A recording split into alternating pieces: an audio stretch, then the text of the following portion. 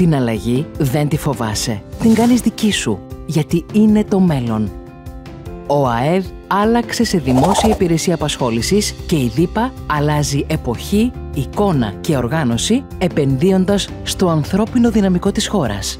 Με ενεργητικές πολιτικές απασχόλησης και αναβάθμισης δεξιοτήτων και δράσεις για τη σύζευξη προσφοράς και ζήτησης εργασίας, διατηρώντας πάντα το κοινωνικό της πρόσωπο.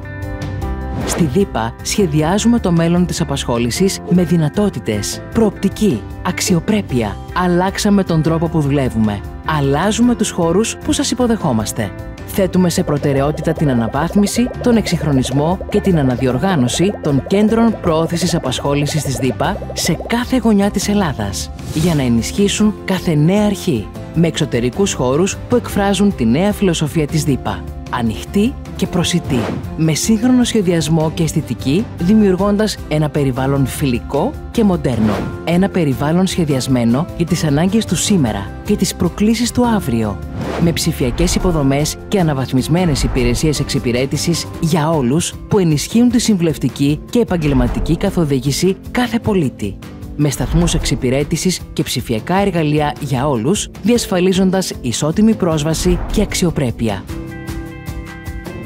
Γιατί κάθε διαδρομή είναι μοναδική.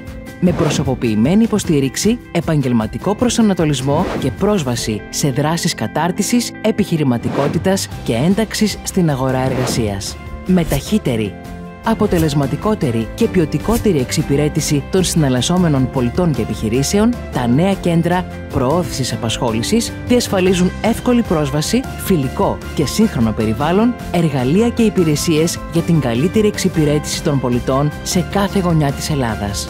Δημόσια υπηρεσία απασχόλησης. Αλλάζουμε το μέλλον.